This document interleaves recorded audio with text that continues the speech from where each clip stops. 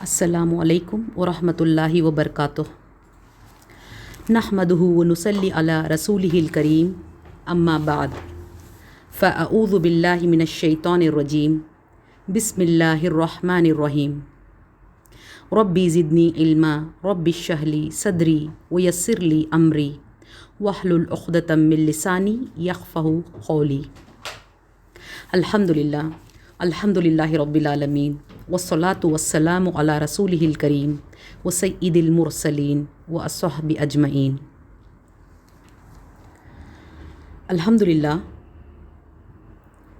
پچھلے کئی لیکچرز میں ہم نے دیکھا اور جانا کہ بنی اسرائیل کون تھے، ان کا حسب نسب کیا تھا، وہ کہاں رہنے والے تھے اور وہ کہاں ہجرت کر کے گئے، وہاں جانے کے بعد ان کے ساتھ کیا کیا معاملات پیش آئے، ان حالات سے انہوں نے کیسے نجات پائی، اللہ تعالیٰ نے ان پر کیا کیا احسانات کیے، کون کون سے معجزے اور کون کون سی نعمتیں ان کو عطا کیں، اور بنی اسرائیل نے کس کس طرح ان نعمتوں اور احسانات کے بدلے ناشکری اور احسان فراموشی کی، اور کس طرح اللہ تعالیٰ کی نافرمانی اور بدعہدی کرتے رہے۔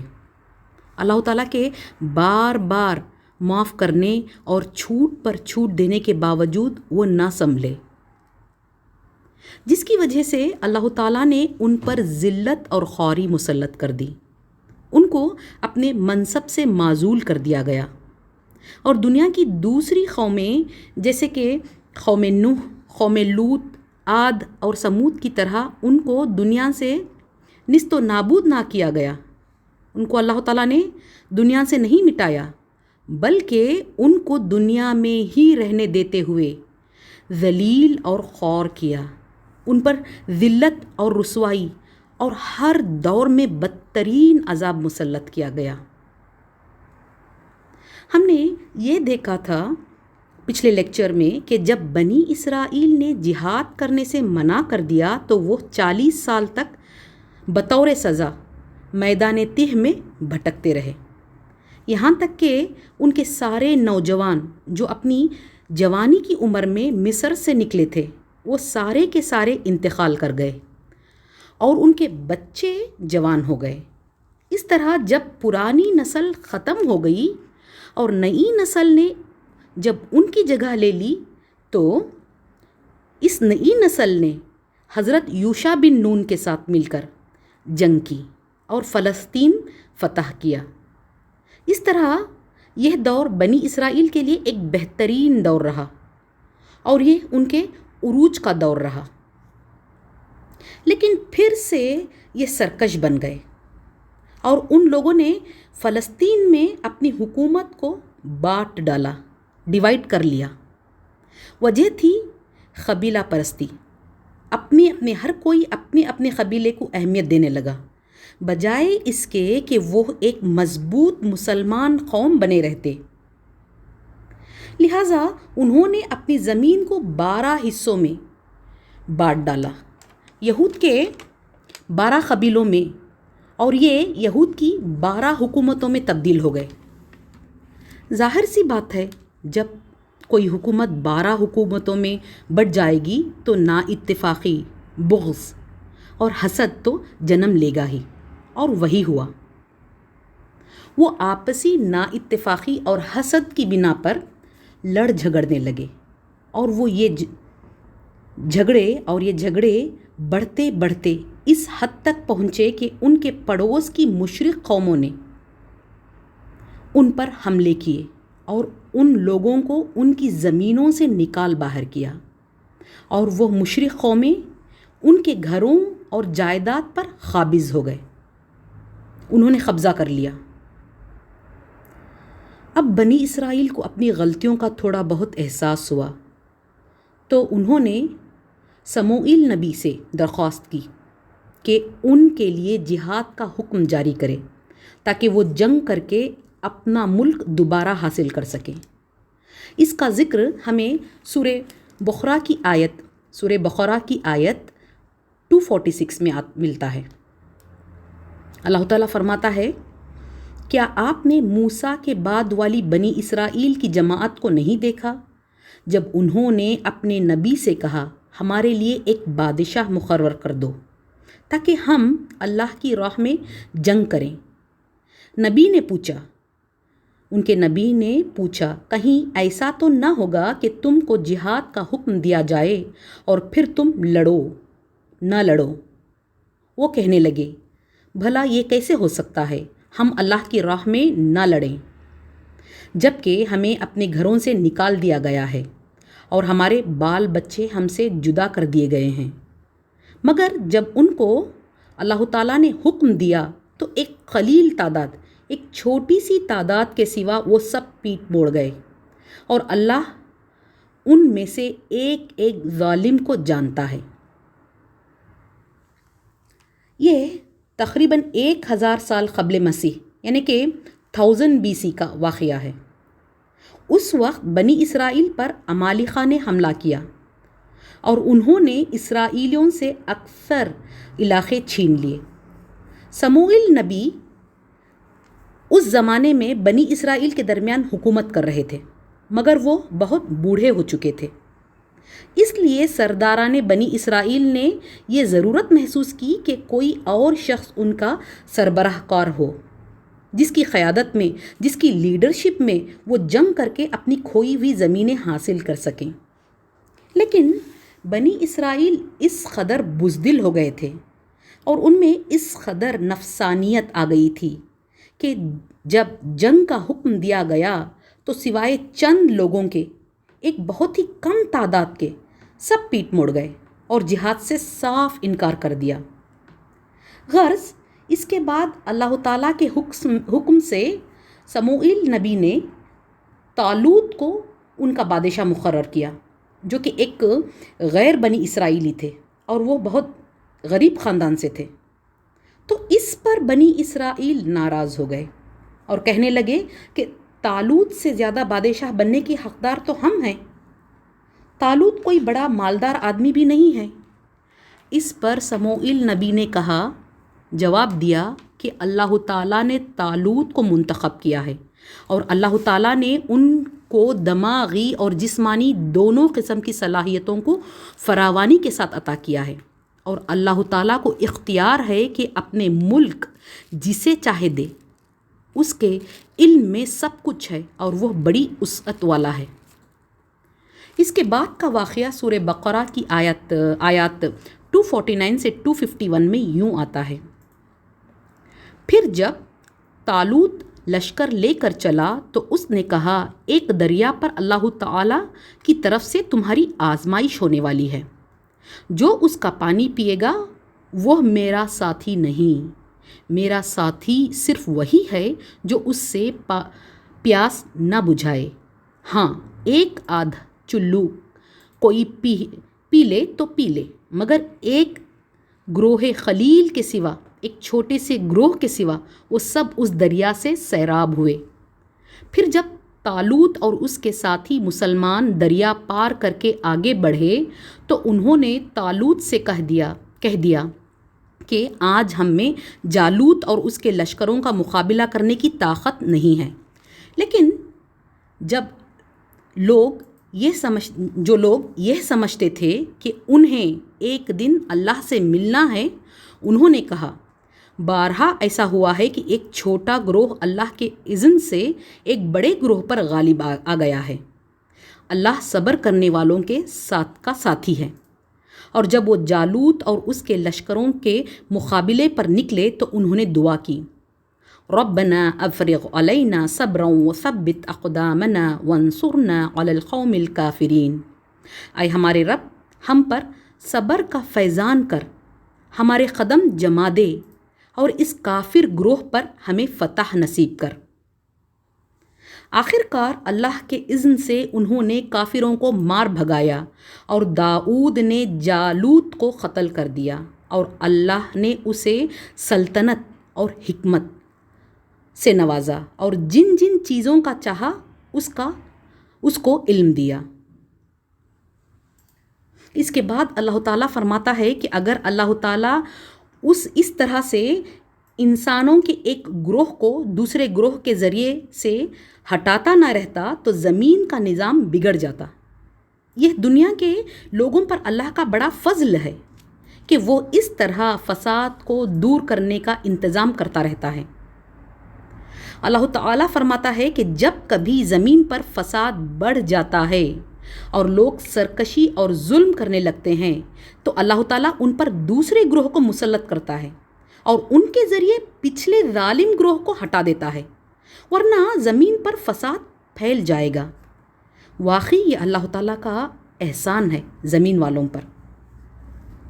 और जैसा कि हमने इन आयात में देखा कि बनी इसराइल हर मौके पर नाफरमानी करते हैं और अपनी बात से बार बार साफ मुकर जाते हैं। ना तो उन्होंने अल्लाह ताला की फर्माबरदारी की, ना अपने नबी की, और ना ही अपने बादशाह की।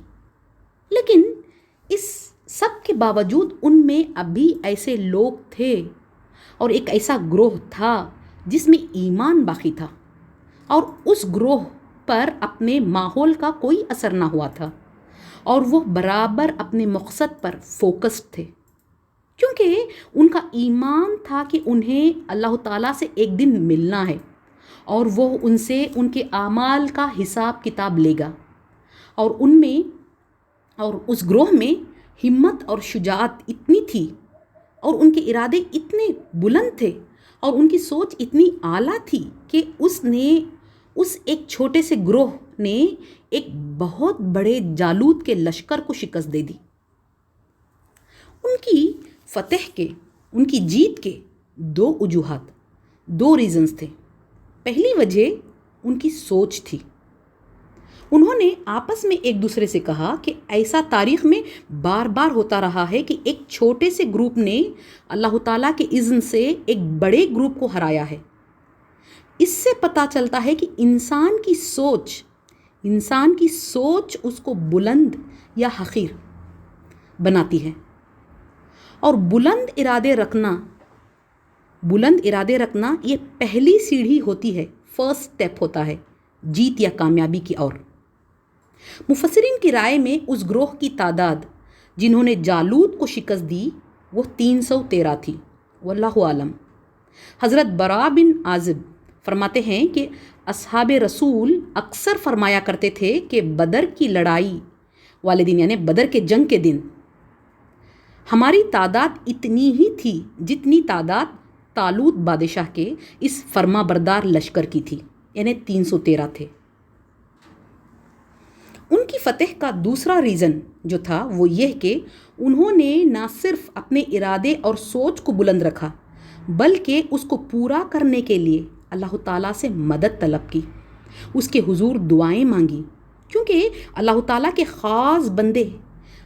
ख़ास बंदे ये राज जानते हैं कि जब तक अल्लाह ताला का इज़्न और उसकी मदद किसी चीज़ के साथ शामिल नहीं हो तो कोई प्लान या कोई इरादा पाए तकमील को नहीं पहुंच सकता, पूरा नहीं हो सकता। इससे हमें यह सबक मिलता है कि क़िल्लत या कसरत, यानी किसी ग्रुप का छोटा होना या बड़ा होने पर जीत डिपेंड नहीं करती, बल्कि सब्र और नेक नियति पर ज़रूर अल्लाह ताला की मदद आती है। अगर सब्र, नेक नियति, इस्तिक़ामत और अज़्म के साथ अल्लाह ताला की मदद तलब की जाए तो एक छोटे से छोटी जमात भी बड़े से बड़ी जमात को नीचा दिखा सकती है।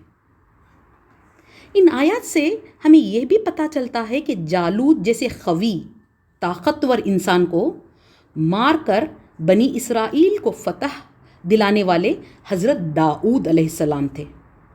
हज़रत दाऊद अलैहिस्सलाम उस वक्त एक कम सिन नौजवान थे और आपने बतौर एक सिपाही के जंग में शिरकत की, क्योंकि फ़ौज के सिपह सालार और उसके बादशाह तो तालूत थे। जब फ़लस्तीनियों की फ़ौज के पहलवान जालूत ने बनी इसराइल की फ़ौज को दावत मुबारज़त दी, यानी उसको चैलेंज करने के लिए जालूत को चैलेंज करने के लिए बनी इसराइल को इनवाइट किया, تو اسرائیلیوں میں سے کسی کی ہمت نہ ہوئی کہ وہ اس کے مقابلے کے لیے آگے بڑھتے۔ حضرت داؤد علیہ السلام نے جب یہ صورتحال دیکھی تو وہ بے خوف جالوت کے مقابلے کے لیے میدان میں جا پہنچے اور اس کا قتل کر دیا۔ اس واقعے نے داؤد علیہ السلام کو تمام اسرائیلیوں کی آنکھوں کا تارا بنا دیا اور آپ ان میں بے حد مقبول ہو گئے، فیمس ہو گئے۔ اور مفسرین کی یہ بھی رائے ہے کہ طالوت نے اپنی بیٹی کا نکاح حضرت داؤد علیہ السلام سے کیا، اور اس طرح اللہ تعالیٰ نے داؤد علیہ السلام کو سلطنت، نبوت اور حکمت سے نوازا۔ داؤد علیہ السلام کو اللہ تعالیٰ نے بادشاہت اور نبوت دونوں عطا کی تھی۔ وہ بادشاہ بھی تھے، وہ نبی بھی تھے، اور ساتھ ساتھ حکمت اور کئی چیزوں کا علم بھی عطا کیا تھا، جیسا کہ سورہ انبیاء میں اللہ تعالیٰ فرماتا ہے وَسَخَّرْنَا مَعَ دَاؤُودَ الْجِبَالَ يُسَبِّحْنَ وَالطَّيْرَ، اور داؤد کے تابع ہم نے پہاڑ کر دیے تھے جو تسبیح کرتے تھے، اور پرندے بھی۔ اور سورہ صاد میں اللہ تعالیٰ فرماتا ہے کہ ہم نے اس کے ساتھ پہاڑوں کو مسخر کر دیا تھا کہ صبح و شام تسبیح کرتے تھے، اور پرندے بھی مسخر کر دیے تھے جو اکٹھا ہو جاتے تھے، سب اس کی تسبیح کو دہراتے تھے۔ سورہ سبا میں اس کی مزید وضاحت آتی ہے، اس کا مزید ایکسپلینیشن ملتا ہے ہم کو۔ پہاڑوں کو ہم نے حکم دیا کہ اس کے ساتھ تسبیح دہراؤ، اور یہی حکم پرندوں کو دیا۔ ان ساری آیات سے جو بات سمجھ میں آتی ہے وہ یہ کہ حضرت داؤد علیہ السلام جب اللہ تعالیٰ کی حمد و ثنا کرتے تو ان کی بلند اور سریلی آواز سے پہاڑ گونج اٹھتے تھے، پرندے ٹہر جاتے تھے، اور ایک سما بن جاتا تھا۔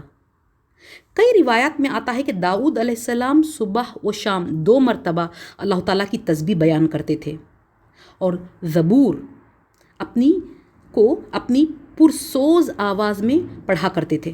جیسا کہ ہم سب جانتے ہیں کہ اللہ تعالیٰ نے داؤد علیہ السلام کو زبور عطا کی تھی، جیسا کہ قرآن حکیم میں کئی مقامات پر آتا ہے وَآتَيْنَا دَاؤُدَ زَبُورًا، اور ہم نے داؤد کو زبور عطا فرمائی۔ اللہ تعالیٰ نے داؤد علیہ السلام کی آواز میں جو سوز رکھا تھا اور جو شیرینی عطا کی تھی ان کی آواز کو، اس کی تائید اس حدیث سے ہوتی ہے۔ حدیث میں آتا ہے کہ ایک مرتبہ حضرت ابو موسیٰ اشعری رضی اللہ عنہ، جو کہ ایک غیر معمولی، ایکسٹراڈینری خوش اور میٹھی آواز کے صحابی تھے، وہ قرآن پاک کی تلاوت کر رہے تھے، تو رسول اللہ صلی اللہ علیہ وسلم کا گزر ادھر سے ہوا، تو انہوں نے ان کی تلاوت کی آواز سن کر وہیں کھڑے ہو گئے اور دیر تک سنتے رہے۔ جب ابو موسیٰ اشعری رضی اللہ عنہ اپنی تلاوت ختم کر چکے تو رسول اللہ صلی اللہ علیہ وسلم نے فرمایا لقد اوتیا مزمرا من مزامر الداؤد، یعنی ان کو، یعنی ابو موسیٰ اشعری کو اللہ تعالیٰ نے داؤد علیہ السلام کی خوش آواز کا ایک حصہ عطا کیا ہے۔ سبحان اللہ۔ سورہ انبیاء میں اللہ تعالیٰ یہ بھی فرماتا ہے کہ وَعَلَّمْنَاهُ صَنْعَةَ لَبُوسٍ لَكُمْ لِتُحْصِنَكُمْ مِنْ بَأْسِكُمْ، اور ہم نے اسے تمہارے لیے لباس بنانے کی کاریگری سکھائی تاکہ لڑائی کی زر یعنی نقصان سے تمہارا بچاؤ ہو۔ اس آیت سے پتہ چلتا ہے کہ اللہ تعالیٰ نے داؤد علیہ السلام کو دوسری نعمتوں کے ساتھ ساتھ لوہے یعنی آئرن کے استعمال پر بھی قدرت عطا کی تھی، اور خاص طور پر جنگی زرہیں بنانے کا طریقہ سکھایا تھا۔ زرہ یعنی وہ لوہے کے لباس جو جنگ کے دوران ایک سپاہی اپنے بدن کو دشمن کے وار سے محفوظ رکھنے کے لیے پہنتا ہے، اس کو زرہ کہتے ہیں۔ اور اللہ تعالیٰ فرماتا ہے کہ اس نے لوہے کو داؤد علیہ السلام کے لیے نرم کر دیا تھا اور ان کو اس کے استعمال کا بہترین طریقہ سکھایا تھا۔ موجودہ زمانے کی تاریخی تحقیقات، ہسٹورک ریسرچ سے ان آیات کے معنی پر جو روشنی پڑتی ہے وہ یہ کہ دنیا میں لوہے کے استعمال کا دور یعنی کہ آئرن ایج ایئر 1200 سے 1000 BC کے درمیان شروع ہوا تھا، اور یہی زمانہ داؤد علیہ السلام کا زمانہ تھا۔ سورہ صاد میں اللہ تعالیٰ فرماتا ہے کہ داؤد علیہ السلام بڑی قوتوں کے مالک تھے، ہر معاملے میں اللہ تعالیٰ کی طرف رجوع کرنے والے تھے، اور اللہ تعالیٰ نے انہیں حکمت عطا کی تھی اور فیصلہ کن بات کہنے کی صلاحیتیں بخشی تھیں۔ یعنی داؤد علیہ السلام بڑی قوتوں کے مالک تھے۔ ان قوتوں سے مراد وہ جسمانی قوت جس کا مظاہرہ آپ نے جالوت سے جنگ کے موقع پر کیا اور جس کی وجہ سے وہ مارا گیا، فوجی اور سیاسی طاقت جس سے آپ نے آس پاس کے مشرک قوموں کو شکست دے کر ایک مضبوط اسلامی سلطنت قائم کی، اخلاقی طاقت جس کی بدولت آپ نے بادشاہی میں بھی فخری کی اور ہمیشہ اللہ تعالیٰ سے ڈرتے رہے اور اس کے حدود کی پابندی کرتے رہے، اور عبادت کی طاقت جس کا حال یہ تھا، داؤد علیہ السلام کی عبادت کی طاقت کا حال یہ تھا کہ حکومت اور جہاد فی سبیل اللہ کی مصروفیات کے باوجود وہ ہمیشہ ایک دن بیچ روزہ رکھتے تھے، یعنی ایوری آلٹرنیٹ ڈے روزہ رکھا کرتے تھے، اور روزانہ ایوری ڈے 1/3 رات نماز میں گزارتے تھے۔ سبحان اللہ۔ امام بخاری رحمۃ اللہ علیہ لکھتے ہیں کہ جب حضرت داؤد علیہ السلام کا ذکر آتا تو رسول اللہ صلی اللہ علیہ وسلم فرماتے تھے کان اعبد البشر، وہ سب سے زیادہ عبادت گزار آدمی تھے۔ سبحان اللہ۔ ایک بادشاہ اور ایک نبی ہونے کے باوجود ایسے عبادت گزار تھے آپ۔ صحیح بخاری اور صحیح مسلم کی حدیث میں آتا ہے کہ اللہ تعالیٰ کو سب سے زیادہ محبوب نماز داؤد علیہ السلام کی نماز تھی، اور سب سے زیادہ محبوب روزے داؤد علیہ السلام کے روزے تھے۔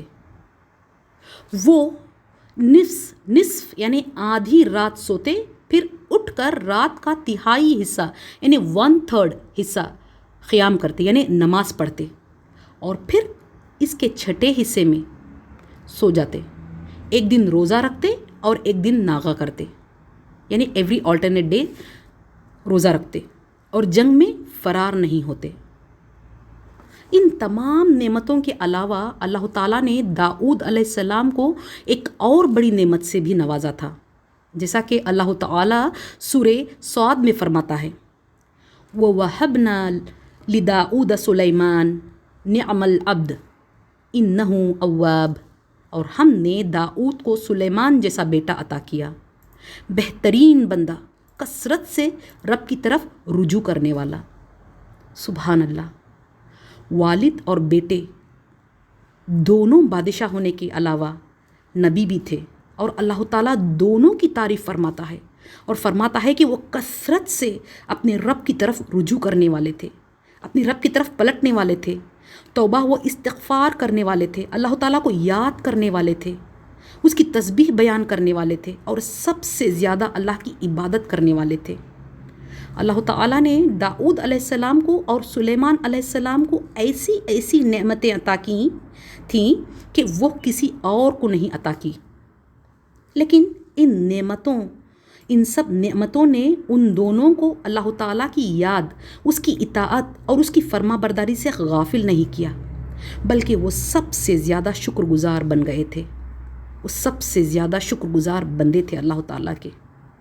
اس میں میرے اور آپ سب کے سیکھنے کے لیے عبرت موجود ہے۔ اتنی بڑی سلطنت کے بادشاہ ہونے اور ساتھ ساتھ پیغمبر ہونے کے باوجود وہ ہستیاں سب سے زیادہ اللہ تعالیٰ کو یاد کرنے والے، اس کی اور رجوع کرنے والے اور اس کی عبادت کرنے والے تھے۔ تو ہمیں چیک کرنے کی ضرورت ہے کہ وہ کیا چیز ہے جو ہمیں اللہ تعالیٰ کی یاد سے اور اس کے اور پلٹنے سے غافل کر رہی ہے۔ اللہ تعالیٰ نے سلیمان علیہ السلام کو غیر معمولی علم، حکمت اور دانائی عطا کی تھی۔ نالج انٹلیکٹ اور وزڈم عطا کیا تھا۔ آپ کی غیر معمولی حکمت، ایکسٹراڈینری وزڈم اور انٹلیکٹ کا پتہ ہمیں سورہ انبیاء میں بیان کیے گئے اس واقعے سے پتہ چلتا ہے۔ واقعہ یہ تھا کہ ایک شخص کے کھیت کو دوسرے شخص کی بکریاں راتوں رات چر گئیں اور ان بکریوں نے اس کھیت کو اجاڑ دیا۔ ان بکریوں کے لیے غنم کا لفظ استعمال ہوا ہے، اور غنم ان بکریوں کو بھی کہتے ہیں جو بغیر کسی چرواہے کے، بغیر کسی شیفرڈ کے چر رہی ہوں۔ اس کھیت کے مالک نے فیصلے کے لیے داؤد علیہ السلام کی طرف رجوع کیا، اور بکریوں کے مالک نے کہا کہ یہ اس کے علم میں نہیں تھا، کیونکہ یہ واقعہ رات کے وقت پیش آیا۔ داؤد علیہ السلام نے جو فیصلہ کیا ان دونوں کے درمیان وہ یہ کہ بکریوں کو کھیت کے مالک کو دے دیا جائے، کیونکہ ان کی قیمت بھی اتنی ہی تھی جتنی کھیت کی تھی، اور اس طرح نقصان کی تلافی کر لی جائے بکریاں دے کر۔ سلیمان علیہ السلام یہ سب سن رہے تھے۔ اس وقت آپ کی عمر بہت ہی کم تھی، اور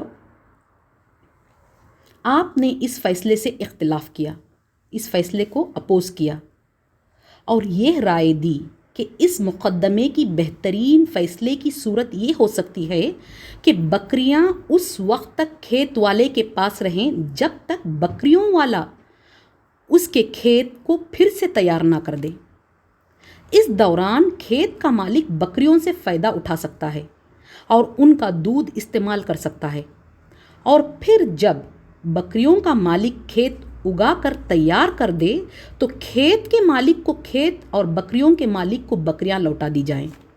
اس طرح دونوں کے بیچ انصاف ہوگا۔ یہ سن کر داؤد علیہ السلام بہت خوش ہوئے۔ اس سیاق و سباق میں حضرت داؤد علیہ السلام اور سلیمان علیہ السلام کے اس خاص واقعے کا ذکر کرنے کا مقصد یہ ذہنشین کرانا ہے کہ انبیاء کرام نبی ہونے اور اللہ تعالیٰ کی طرف سے غیر معمولی طاقتیں اور قابلیتیں پانے کے باوجود ہوتے انسان ہی تھے۔ حالانکہ اللہ تعالیٰ نے دونوں کو علم اور حکمت عطا کی تھی، لیکن اس مقدمے میں حضرت داؤد علیہ السلام کی رہنمائی وحی کے ذریعے سے نہ کی گئی، بلکہ اللہ تعالیٰ نے حضرت سلیمان علیہ السلام کی رہنمائی کی اور ان کو اس کا صحیح فیصلہ سمجھا دیا۔ اس واقعے سے ہمیں یہ بھی پتہ چلتا ہے کہ پیغمبر اعلیٰ انسان ہوتے ہیں، اور ان کے درجوں اور مرتبوں میں، گریڈز میں بھی فرق ہوتا ہے، اور اللہ تعالیٰ کسی چھوٹے کو بھی عقل والی اور صحیح بات سکھا سکتا ہے۔ ایسے میں بڑے شخص کو بہتر بات تنگ دلی سے قبول نہیں کرنا چاہیے۔ غرض حضرت داؤد علیہ السلام کے بعد ان کے وارث حضرت سلیمان علیہ السلام ہوئے، جیسا کہ اللہ تعالیٰ فرماتا ہے وَوَرِثَ سُلَيْمَانُ داؤد، اور داؤد کے وارث سلیمان ہوئے۔ اللہ تعالیٰ نے سلیمان علیہ السلام پر ایسے ایسے انعامات کیے جو نہ آپ سے پہلے کسی کو دیے گئے اور نہ آپ کے بعد کسی کو دیے گئے۔ اللہ تعالیٰ نے آپ کو نبوت کے ساتھ ساتھ بادشاہت عطا کی، اور آپ کی بادشاہت اور حکومت ایسی تھی کہ اس کی کوئی دوسری مثال نہیں ملتی۔ سلیمان علیہ السلام کی حکومت نہ صرف انسانوں پر تھی، بلکہ اللہ تعالیٰ نے تمام جنات و شیاطین، جانوروں اور پرندوں کو آپ کے تابع کر دیا تھا، اور وہ سب آپ کے انڈر کام کرتے تھے۔ ان سب پر آپ کی حکومت تھی، اور وہ سب آپ جو حکم دیتے اس حکم کو بجا لاتے۔ سلیمان علیہ السلام کی حکومت ہواؤں پر بھی تھی، اور آپ کو اللہ تعالیٰ نے جانوروں کی بولیاں، جانوروں کی زبانوں کا علم بھی دیا تھا۔ سورہ انبیاء میں اللہ تعالیٰ فرماتا ہے اور ہم نے سلیمان کے لیے تیز ہوا کو مسخر کر دیا تھا جو اس کے حکم سے اس سرزمین کی طرف چلتی جس میں ہم نے برکتیں رکھی تھیں۔ اس کی تفصیل بعض روایات میں آتی ہے کہ سلیمان علیہ السلام جہاں جانا چاہتے تھے اپنے ساز و سامان کے ساتھ ہوا پر سوار ہو جاتے تھے اور وہ جدھر جانا چاہتے تھے ادھر ہوا کو لے جاتے، مشرق، مغرب، شمال یا جنوب، کسی بھی طرف سفر کرتے دور دور کا، اور شام تک واپس لوٹ آتے۔ ہم کیا سمجھتے ہیں کہ لیٹسٹ ٹیکنالوجی صرف آج ہمارے پاس ہے؟ اللہ تعالیٰ نے آج سے تقریباً 3000 سال پہلے اپنے انبیاء کو یہ سب عطا کر چکا ہے، جس کی گواہی قرآن دے رہا ہے۔ اور سورہ انبیاء میں اللہ تعالیٰ فرماتا ہے کہ اور شیاطین میں سے ہم نے ایسے بہت سوں کو اس کا تابع بنا دیا تھا جو اس کے لیے غوطے لگاتے اور دوسرے کام بھی کرتے، اس کے علاوہ ان سب کے نگران ہم ہی تھے۔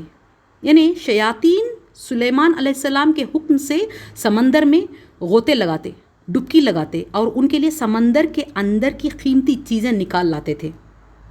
سورہ صاد میں آتا ہے اس کے علاوہ جنات اور شیاطین آپ کے لیے بڑی بڑی عمارتیں بناتے تھے۔ اور سورہ سبا میں آتا ہے کہ جو سلیمان علیہ السلام چاہتے جنات ان کے لیے وہ سب بناتے تھے، جیسے کہ مجسمے، محراب اور بڑی بڑی دیغیں وغیرہ بناتے تھے۔ اور آگے اللہ تعالیٰ فرماتا ہے کہ وہ جنات ہمارے کنٹرول میں تھے، کئی جنات تو بیڑیوں میں جکڑے ہوئے تھے۔ سورہ صاد میں آتا ہے کہ جو ان میں سے سرتابی کرتا، جو جن ان میں سے سرتابی کرتا، سرکشی کرتا، یعنی حد سے بڑھ جاتا، تو اللہ تعالیٰ اس کو جلتے ہوئے عذاب کا مزہ چکھاتا۔ سورہ نمل سے ہمیں پتہ چلتا ہے کہ ایک ایسے ہی قوی جن نے سلیمان علیہ السلام کے اشارے پر صرف پلک جھپکنے کے وقفے میں یمن کی ملکہ سبا کا تخت، تھرون، سلیمان علیہ السلام کے پاس حاضر کیا تھا۔ ان دونوں جگہوں کے درمیان کا فاصلہ، جہاں سلیمان علیہ السلام رہتے تھے اور ملکہ سبا کا جو یمن کا علاقہ تھا، ان دونوں جگہوں کے درمیان کا فاصلہ تقریباً 1500 کلومیٹر 1500 کلومیٹرز تھا۔ اس سے ہم اندازہ کر سکتے ہیں کہ جو جن آپ کے انڈر میں کام کر رہے تھے، سلیمان علیہ السلام کے انڈر میں کام کر رہے تھے، وہ کس غیر معمولی قوت کے مالک ہوں گے۔ سورہ نمل سے ہمیں یہ بھی پتہ چلتا ہے کہ سلیمان علیہ السلام کو اللہ تعالیٰ نے پرندوں اور جانوروں کی بولیوں کا علم بھی دیا تھا۔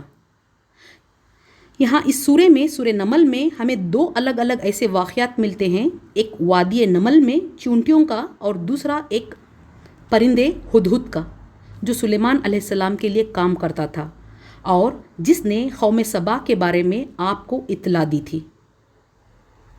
ان سب کے علاوہ، ان سب نعمتوں کے علاوہ، جس طرح داؤد علیہ السلام کے لیے لوہے کو نرم کر دیا گیا تھا، اسی طرح سلیمان علیہ السلام کے لیے تانبا یعنی کاپر کا چشمہ اللہ تعالیٰ نے جاری کر دیا تھا۔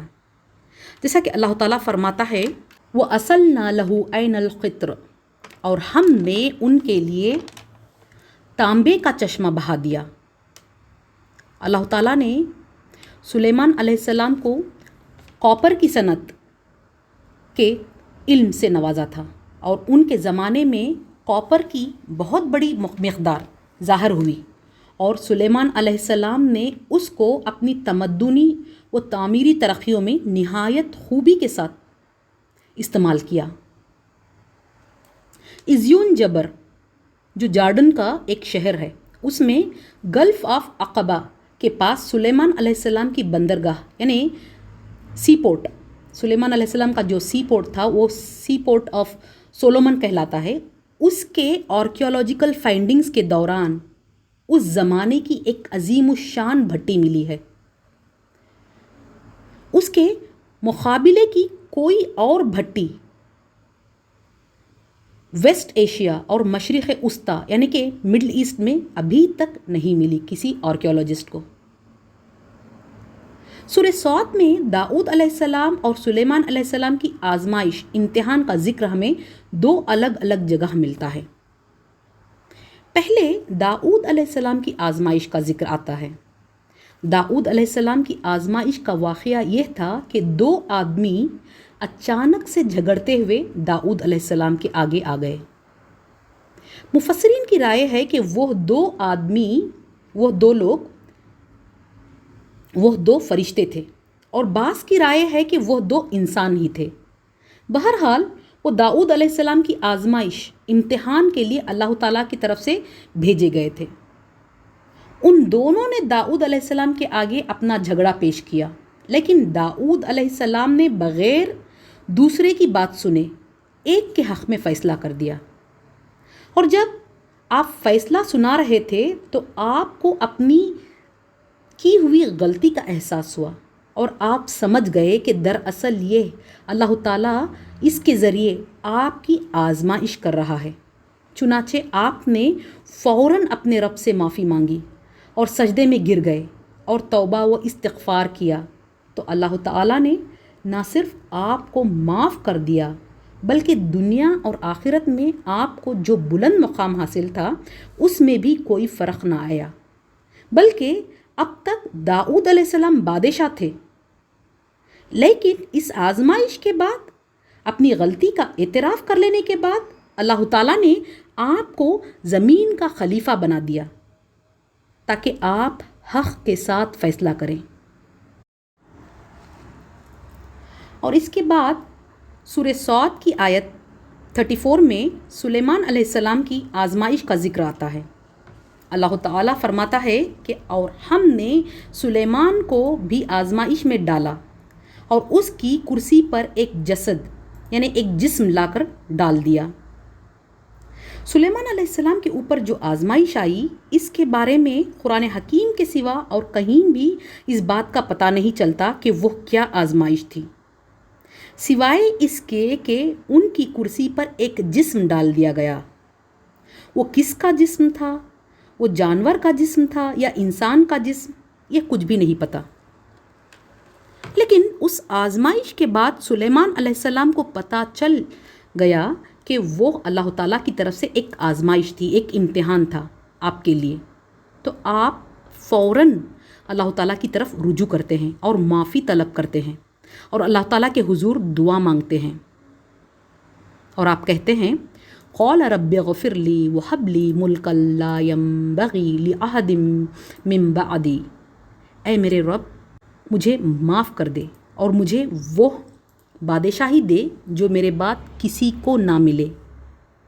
مفسرین کی رائے ہے کہ سلیمان علیہ السلام نے ایسی دعا اس لیے مانگی کیونکہ آپ جانتے تھے کہ آپ کی اولاد کمزور ہے، واللہ عالم۔ اس پر اللہ تعالیٰ نے نہ صرف سلیمان علیہ السلام کو معاف کیا بلکہ آپ کی دعا بھی قبول کی اور اپنی کئی خاص نعمتوں سے ان کو نوازا۔ ان دونوں واقعات سے ہمیں یہ پتہ چلتا ہے کہ اللہ تعالیٰ نے پہلے حضرت داؤد علیہ السلام کی اور حضرت سلیمان علیہ السلام کی تعریف کی، پھر ان واقعات کا ذکر کیا جن سے ان کی آزمائش ہوئی۔ اس سے اللہ تعالیٰ ہمیں یہ بتانا چاہتا ہے کہ وہ اپنے محبوب پیارے بندوں کا بھی امتحان لے کر رہتا ہے، اور پھر اس کے بعد اللہ تعالیٰ ہمیں اپنے نیک اور چنے ہوئے بندوں کی شان بھی دکھاتا ہے کہ وہ کس طرح اپنی غلطیوں پر تائب ہوتے ہیں، توبہ کرتے ہیں اور اللہ تعالیٰ کے آگے جھک کر اپنے کیے ہوئے پر شرمندہ ہوتے ہیں۔ اگر دوسرے الفاظ میں کہا جائے تو اللہ تعالیٰ ان دونوں قصوں سے ہمیں دو باتیں ذہن نشین کرانا چاہتا ہے۔ ایک تو یہ کہ اللہ تعالیٰ کے امتحان سے کوئی نہیں بچ سکتا، چاہے عام ہو یا خاص۔ دوسرا یہ کہ کسی بھی بندے کے لیے صحیح رویہ یہ نہیں کہ وہ قصور کر کے اکڑے، بلکہ یہ کہ جس وقت بھی اسے اپنی غلطی کا احساس ہو جائے اسی وقت عاجزی کے ساتھ اپنے رب کے آگے جھک جائے۔ انسان کا یہی رویہ اللہ تعالیٰ کے نزدیک پسندیدہ ہے۔ اس ہی رویے کے نتیجے میں اللہ تعالیٰ نے ان بزرگوں کی لغزشوں کو، غلطیوں کو محض معاف ہی نہیں کیا بلکہ ان کو اور زیادہ الطاف و عنایات سے نوازا۔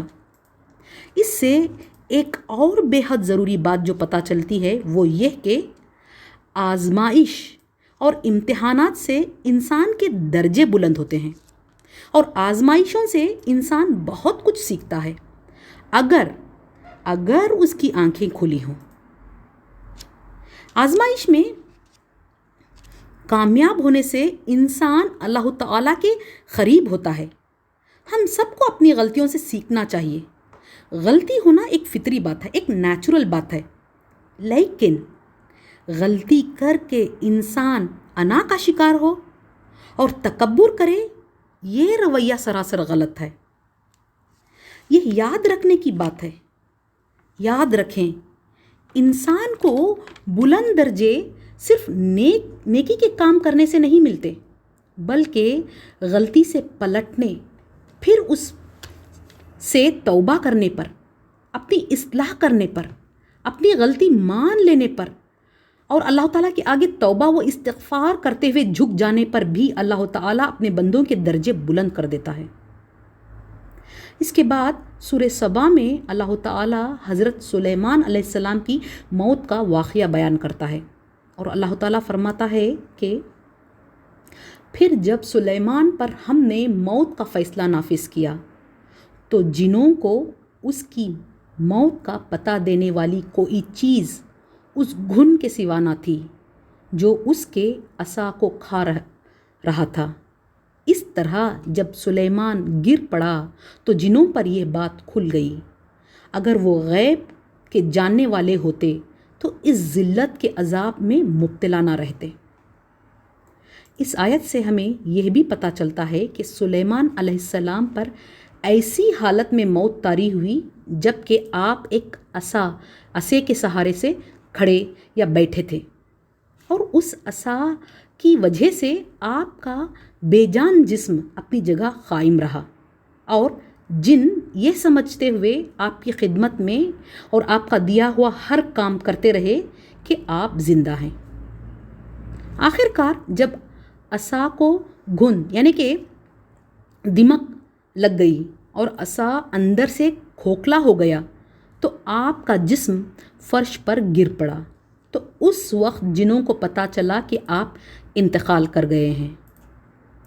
بعض مفسرین کی رائے ہے کہ یہ سلیمان علیہ السلام کی دعا تھی کہ جنات کو آپ کی موت کا پتہ نہ چلے، کیونکہ آپ کے دور میں لوگ یہ سمجھتے تھے کہ جنات کو غیب کا علم ہے، اور لوگ جادو وغیرہ کے پیچھے پڑ گئے تھے اور ان جنات کو سے جادو کرواتے تھے۔